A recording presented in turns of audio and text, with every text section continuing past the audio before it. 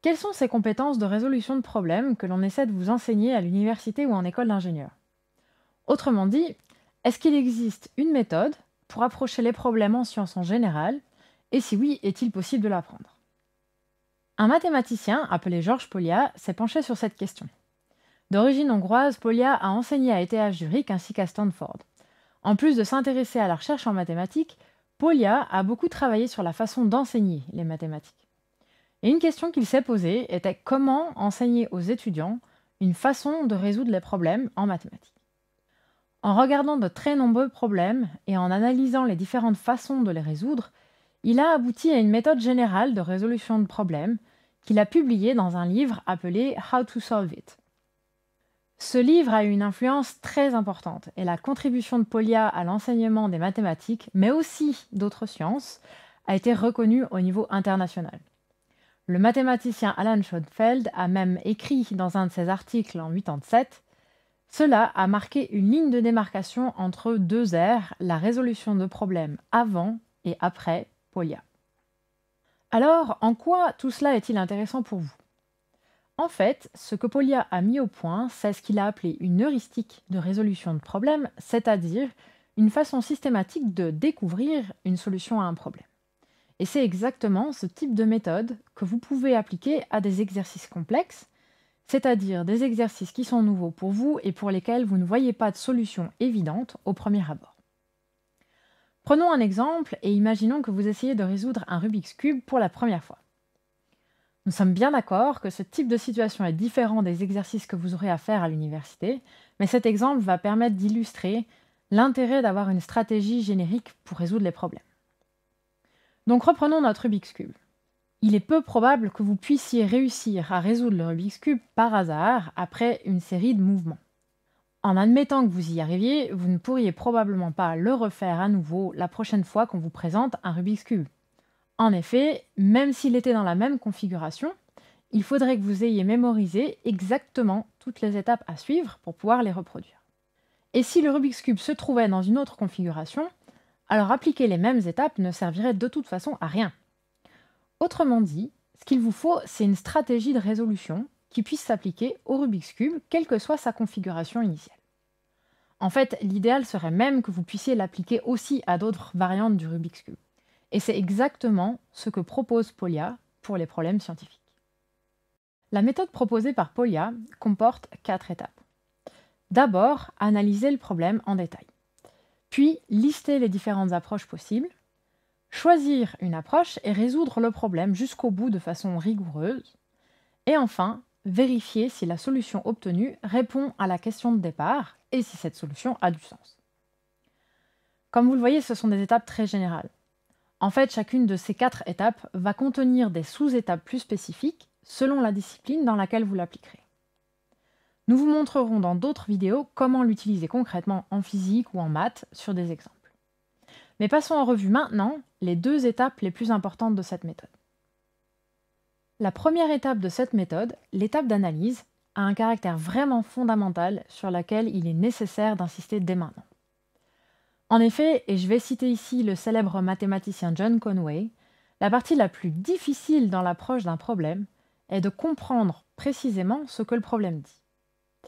C'est pour cela que lorsque vous faites face à un nouveau problème, il peut vous arriver de penser « je ne sais pas par où commencer ». Prendre l'habitude d'analyser systématiquement les problèmes vous donne en fait un point de départ simple et concret pour les aborder. En rendant visibles les éléments d'information dont le problème est composé, un peu à la manière dont vous disposeriez les pièces d'un puzzle devant vous afin de voir comment elles vont s'assembler, la solution devient souvent plus simple à trouver. Rappelez-vous des 2 difficultés classiques des étudiants, qui sont d'une part d'utiliser une approche essai-erreur et d'autre part de choisir trop vite une façon d'aborder un problème. C'est parce qu'ils ne passent pas assez de temps sur cette fameuse phase d'analyse pour analyser le problème. Une étude réalisée à l'EPFL en 2016 montre très bien ce phénomène. Dans cette étude, il a été demandé à 28 étudiantes de première année de résoudre des problèmes en parlant à voix haute, puis de remplir un questionnaire où on leur demandait ce qu'ils avaient fait pour chacune des étapes de la méthode de Polya. Le graphique ici montre en gris ce que les étudiants déclarent faire dans le questionnaire, et en jaune, ce que les étudiants font réellement lors de la résolution des problèmes. Mettez cette vidéo en pause et concentrez-vous sur la phase d'analyse. Que voyez-vous? Vous voyez ici une différence très importante entre ce que les étudiants déclarent faire et ce que les étudiants font réellement lorsqu'ils analysent le problème. En conséquence, lorsque vous analyserez un problème la prochaine fois, rappelez-vous ce graphique et demandez-vous si vous avez pris suffisamment de temps pour faire cette analyse. Une autre raison de passer du temps sur cette phase d'analyse du problème est qu'en voulant aller trop vite, beaucoup de gens se lancent dans une solution qui n'est pas appropriée, notamment parce qu'ils ne tiennent compte que de l'apparence du problème et pas de sa nature. Il est vrai que pour les exercices les plus simples, il y a souvent une méthode évidente. Mais pour les problèmes plus complexes, il est souvent possible d'aborder la résolution de plusieurs manières, et un mauvais choix au départ peut vous faire perdre un temps précieux. Pour dépasser l'apparence d'un problème, il est nécessaire d'identifier les différents angles d'attaque possibles pour le résoudre. C'est ce que font les experts en un clin d'œil. Et c'est la raison pour laquelle on a l'impression qu'ils utilisent leur intuition. C'est simplement qu'ils ont pratiqué cette étape tellement de fois qu'ils identifient très rapidement la nature du problème et l'approche qui va être la plus appropriée.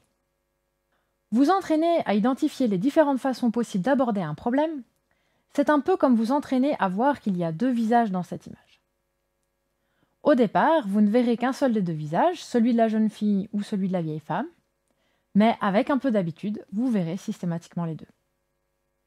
L'autre étape la plus importante de la méthode de Polya est la dernière étape, l'étape de vérification. Cette étape représente toute l'essence de l'approche qu'un scientifique doit avoir en général dans son travail, à savoir ne rien laisser à la chance et vérifier tout résultat obtenu. La plus importante des vérifications à faire est en premier lieu de vous assurer que vous avez bien répondu à la question qui vous était posée, et ce dans les termes demandés.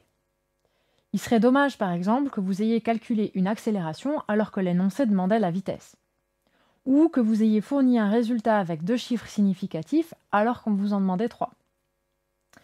Puis, vous pouvez vérifier les propriétés du résultat que vous avez trouvé. Bien évidemment, ces propriétés dépendent de la discipline et du type de problème considéré. Nous vous présenterons quelques outils possibles pour vérifier vos résultats en physique ou en maths dans d'autres vidéos. Voilà, dans cette vidéo, je vous ai présenté une méthode générale en 4 étapes pour aborder les problèmes complexes. Plus généralement, la recherche montre que c'est le fait de réfléchir explicitement à la façon dont vous abordez les problèmes qui vous permettra réellement de développer vos compétences de résolution de problèmes. La méthode proposée par Polya donne un cadre pour réfléchir à votre façon d'aborder un problème. Une autre approche possible est de vous poser des questions à vous-même pendant que vous êtes en train de résoudre un problème. Comme par exemple, que suis-je en train de faire? Pourquoi suis-je en train de procéder de cette manière? En quoi cela m'aide-t-il à trouver la solution au problème? Dans les vidéos suivantes, nous vous montrerons concrètement comment les grandes étapes de la méthode de résolution proposée par Polya peuvent s'appliquer en pratique sur des exemples en maths et en physique.